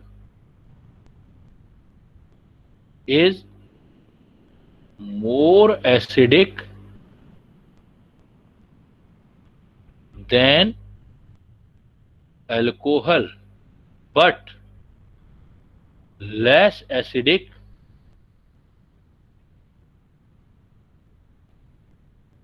देन कार्बोक्सिलिक एसिड। अब ये सारे कंपाउंड जो हम ले रहे हैं, we are taking from organic chemistry, these all are organic compound. अब ऑर्गेनिक कंपाउंड में एक हम कह रहे हैं एल्कोहल ROH, एक कह रहे हैं phenol C6H5OH, and another thing is the carboxylic acid, the RCOOH। अब इन तीनों में हमने कंपैरिजन करना है एसिडिक कैरेक्टर का। तो एसिडिक कैरेक्टर का देखो फंडामेंटल स्पीसीज क्या होती है, अगर ये एसिडिक कैरेक्टर है तो अपना H पॉजिटिव दे देगा, H पॉजिटिव दे के जो बनने वाली स्पीसीज है, कोई भी रिएक्शन जो होती है वो रिएक्शन किससे डिसाइड होती है, H पॉजिटिव दे के इंटरमीडिएट से। इन सब के इंटरमीडिएट जब H पॉजिटिव दे देंगे तो इसका ये बन जाएगा RO नेगेटिव, ये H पॉजिटिव देगा तो ये स्पीसीज बन जाएगी फिनोक्साइड आयन, ये H पॉजिटिव देगा तो ये स्पीसीज बन जाएगी। तो अगर हमें इनके एसिडिक कैरेक्टर, वैसे किसी भी चीज के, GOC पढ़ा होगा आपने, किसी भी चीज का अगर आपने एसिडिक कैरेक्टर देखना है, then how can you decide the acidic character, इनका H पॉजिटिव हटा दो जिस स्पीसीज का और उसके कॉन्जुगेट बना लो। कॉन्जुगेट होता है जिसमें 1 प्रोटोन का फर्क होता है, ये species differ by 1 proton is known as conjugate. तो यहाँ कॉन्जुगेट एनाइन बनेंगे सबके, कॉन्जुगेट एनाइन की स्टेबिलिटी जितनी ज्यादा होगी उसके पेरेंट्स जो सब्सटेंस है उसका एसिडिक कैरेक्टर उतना ज्यादा होगा। तो पॉइंट क्या होगा, हिंट क्या होगा, कैसे एसिडिक कैरेक्टर देखेंगे, stability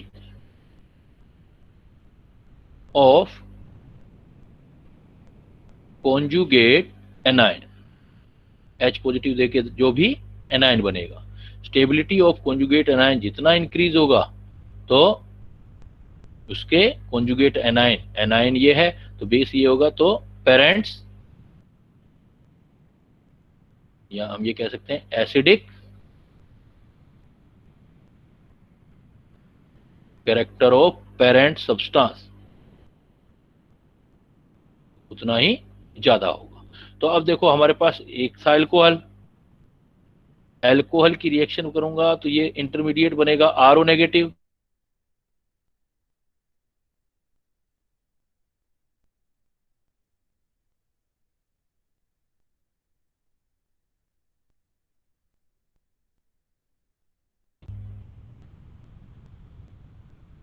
phenoxide ion H positive ion, and third one is the carboxylic acid.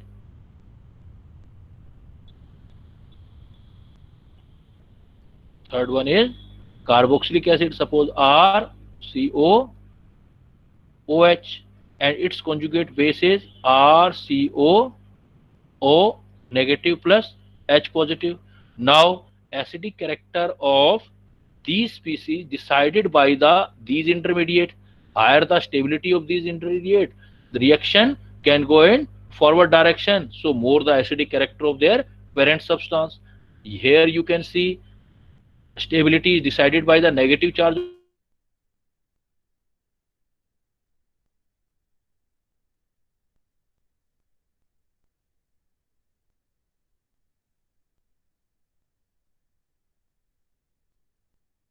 character of their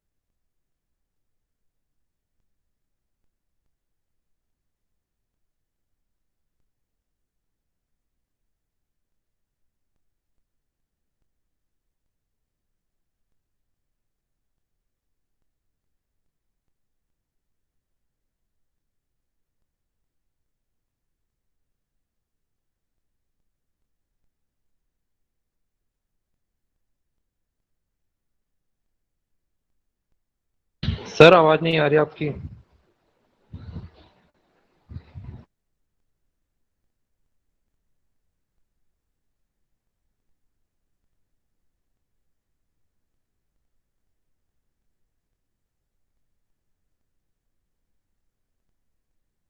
sir आपकी आवाज नहीं आ रही है।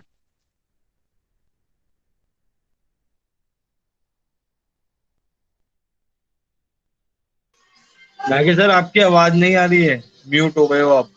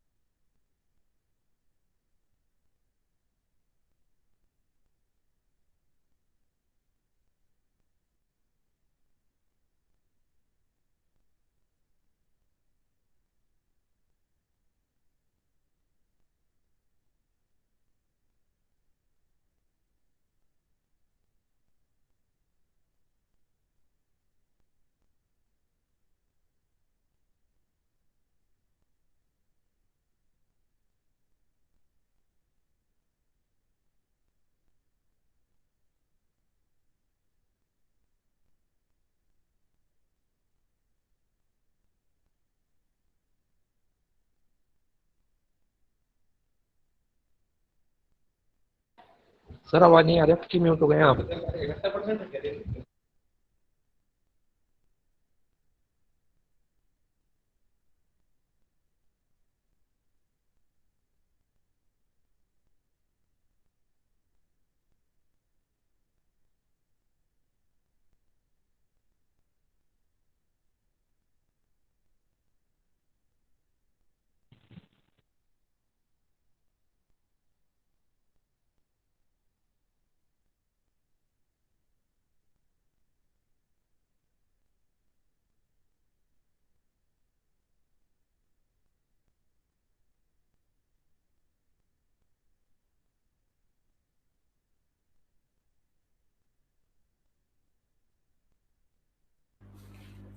हाँ हेलो,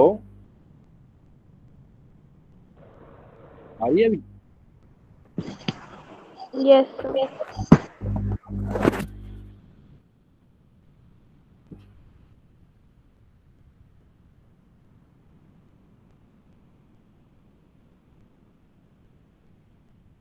हाँ हेलो, आ रही बेटा, आने लगी आवाज? Yes, sir. Yes sir, yes sir. हाँ, तो ये देखो मैं दोबारा रिपीट कर देता हूं कि हमें क्या है, phenol more acidic then alcohol but less acidic than carboxylic acid. तो इस केस में हम अगर हम देखते हैं कि यहाँ पर देखो ये अल्कोहल है, ये फिनोल है, ये कार्बोक्सिलिक एसिड है, तो इनकी स्टेबिलिटी, इनकी एसिडिक कैरेक्टर इनके जो H पॉजिटिव देने के बाद एनायन बचेगा उसकी स्टेबिलिटी से डिसाइड होती है। और कोई भी स्पीसीज जिसमें 1 प्रोटॉन का फर्क होता है then that species known as conjugate. अगर H पॉजिटिव गया तो पूछे नेगेटिव बना, इसलिए हम कहेंगे स्टेबिलिटी ऑफ कॉन्जुगेट एनायन जितना ज्यादा होगा acidic character of parent substance उतना ज्यादा होगा। तो आपके पास देखो अल्कोहल है, ये रिएक्शन ये देगा, H पॉजिटिव निकालेगा तो RO नेगेटिव आएगा, फिनोल में H पॉजिटिव निकालेगा तो फिनोक्साइड आयन आएगा, कार्बोक्सिलिक एसिड में H पॉजिटिव निकालेगा तो ये स्पीसीज आएगी। अब इनकी स्टेबिलिटी कैसे देखेंगे हम? सबसे पहले बेटा देखा जाता है जिस एटम पे चार्ज है वो चार्ज कम होना चाहिए। तो यहाँ ऑक्सीजन पर नेगेटिव चार्ज, यहाँ ऑक्सीजन पर नेगेटिव चार्ज, बट यहाँ 2 ऑक्सीजन है कार्बोक्सिलिक के पास, तो दोनों में आधा आधा चार्ज डिवाइड जाता है, तो ऑक्सीजन के पास हाफ चार्ज आता है। तो इट मीन्स यहाँ प्लस माइनस नहीं देखा जाता बेटा, only we can check only the magnitude of the charge. So in carboxylic acid पर oxygen atom is charge less, it means सबसे स्टेबल जो हो गया कार्बोक्सिलेट आयन हो गया। अब इन दोनों में देखें, रेजोनेंस वेजोनेंस बाद का इफेक्ट है बेटा, रेजोनेंस वगैरह बाद में देखेंगे, पहले आप जिस एटम पर चार्ज देखना चाहते हैं उसकी स्टेबिलिटी चेक करेंगे। अब इन दोनों में कैसे कंपेयर करेंगे? तो इन दोनों में तो सिमिलर दिख रहा है, आइडेंटिकल है, then you can change, you can show या you can see the effect of neighbour. तो इसका नेबर R है और इसका नेबर फिनाइल ग्रुप है, तो फिनाइल ग्रुप क्या करेगा, इसके इलेक्ट्रॉनों को अंदर खींच के -R रेजोनेंस दे देगा, लेकिन R जो है वो प्लस आई इफेक्ट वाला है, तो R प्लस आई वाला है तो ये तो इलेक्ट्रॉन बढ़ाएगा यहाँ पर। तो इन दोनों में ज्यादा स्टेबल हो गया phenoxide ion. It mean alkoxide ion से ज्यादा stable phenoxide ion, phenoxide ion से ज्यादा स्टेबल कार्बोक्सिलेट आयन। तो इसकी स्टेबिलिटी इंक्रीज हो रही है तो इनके पेरेंट्स का एसिडिक कैरेक्टर भी इंक्रीज होगा। तो यहाँ पर हम क्या बोल सकते हैं, अल्कोहल से ज्यादा एसिडिक फिनोल, फिनोल से ज्यादा कार्बोक्सिलिक। और फर्दर एसिडिक कैरेक्टर जैसा we have already studied in GOC कि अगर इलेक्ट्रॉन विड्राइंग ग्रुप आ जाए कोई भी, जो इसके नेगेटिव स्पीसीज के इलेक्ट्रॉन, इनकी बात कर रहे हैं हम, एनायनिक स्पीसीज की बात कर रहे हैं, इसके ऊपर की बात कर रहे हैं हम। अगर एनायन में इलेक्ट्रॉन विड्राइंग ग्रुप आ जाता है, इलेक्ट्रॉन विड्राइंग ग्रुप क्या होना चाहिए, कलेक्टिव इफेक्ट होना चाहिए, रेजोनेंस का, inductive effect, hyper conjugation etcetera, जितने भी इफेक्ट हैं उनका कलेक्टिव इफेक्ट आता है इलेक्ट्रॉन विड्राइंग ग्रुप। तो एनायन में इलेक्ट्रॉन विड्राइंग ग्रुप आएगा, तो इलेक्ट्रॉन विड्राइंग ग्रुप आने से एसिडिक कैरेक्टर इंक्रीज होगा।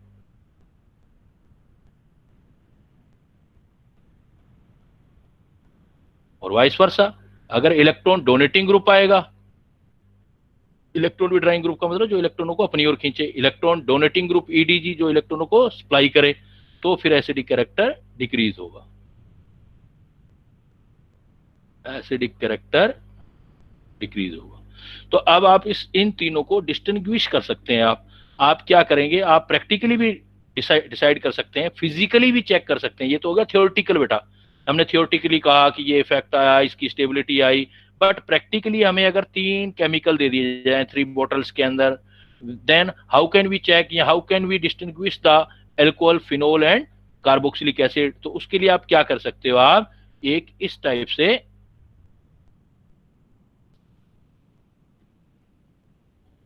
रिएक्शन प्रोसीड कर सकते हो।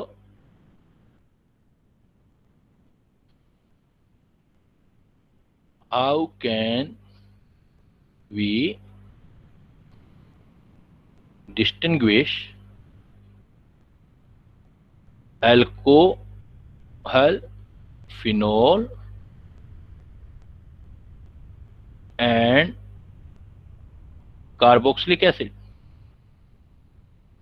Carboxylic acid फिजिकली, रिएक्शन से नहीं, फिजिकली आपको दिख रहा हो तो हम क्या करेंगे भाई, इसमें ऐसा कर सकते हैं हमने सपोज 3 बोतल ली, एक बोतल ए है, एक बोतल बी है, 1 बोतल सी है, और इनमें क्या है, एक में अल्कोहल है, एक में फिनोल है, एक कार्बोक्सिलिक एसिड। तो हम एक रिएक्शन करेंगे, हमें ये पता है कि मान लेते हैं हमारे पास ये रिएजेंट यूज करें,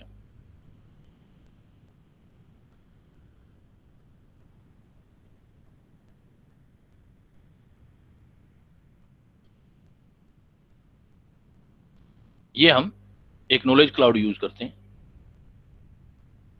क्या नॉलेज क्लाउड है कि सपोज हमारे पास एक अल्कोहल है, एक आपके पास फिनोल है और एक आपके पास कार्बोक्सिलिक एसिड है, एंड यू नो इन तीनों के अंदर इधर से इधर चलेंगे तो एसिडिक कैरेक्टर इंक्रीज होगा, के ए इंक्रीज होंगे और पीएच डिक्रीज होंगे। ठीक है, अब क्या है, यहां पर हम रिएजेंट डालते हैं और इनकी टेस्टिंग करें। तो रिएजेंट हम क्या डालते हैं, इसके अंदर रिएजेंट यूज करते हैं Na, NaOH और NaHCO3। इन तीनों रिएजेंट में क्या डिफरेंस है, Na सबसे ज्यादा बेसिक है, NaH उससे कम बेसिक है और NaHCO3 सबसे कम बेसिक है। तो इधर जा रहे हैं तो इन तीनों का बेसिक कैरेक्टर डिक्रीज हो रहा है, बेसिक कैरेक्टर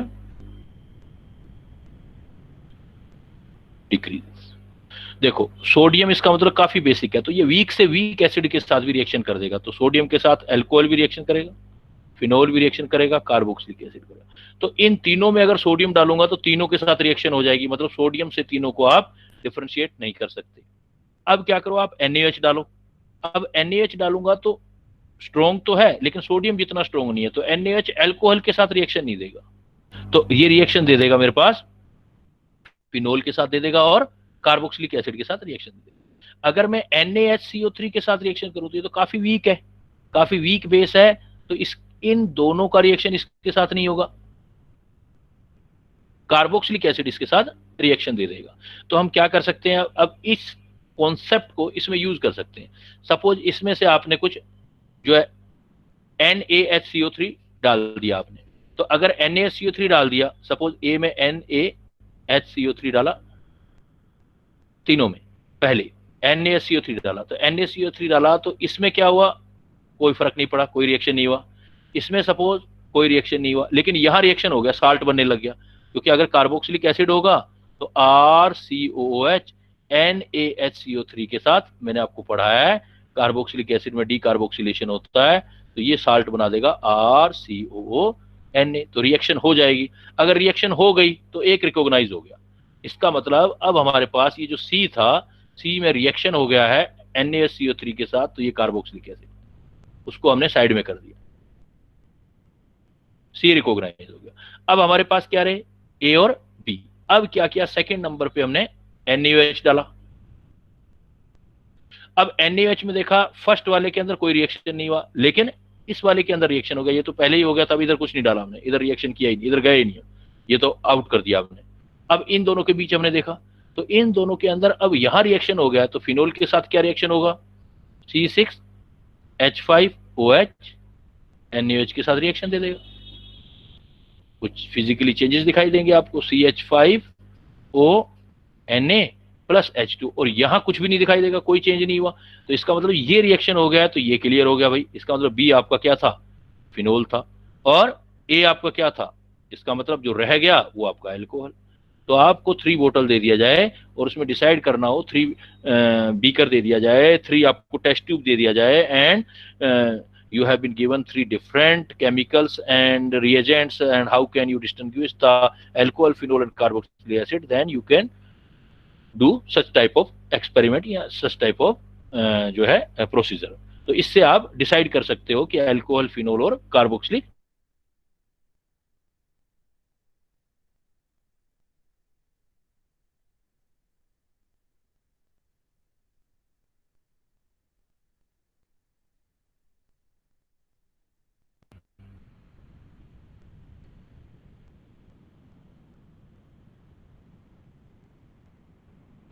इसी प्रॉब्लम को मैं ऐसे बना दूं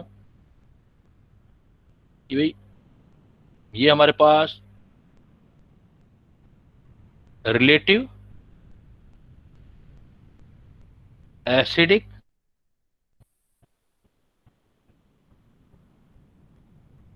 character of 1 degree, 2 degree and 3 degree alcohol. 1 degree, 2 degree, 3 degree alcohol में हमें कैरेक्टर देखना है। तो 1 डिग्री अल्कोहल देखो, आपका 1 डिग्री होगा, उसका फंक्शनल ग्रुप होता है CH2OH, तो ये 1 डिग्री होगा। 2 डिग्री का होता है CHOH, एंड 3 डिग्री का होता है आपका R3COH। ये होता है। सपोज इन तीनों के अंदर हमें देखना है तो इनकी स्टेबिलिटी चेक करेंगे हम। RCH2O कॉन्जुगेट की, RCHO,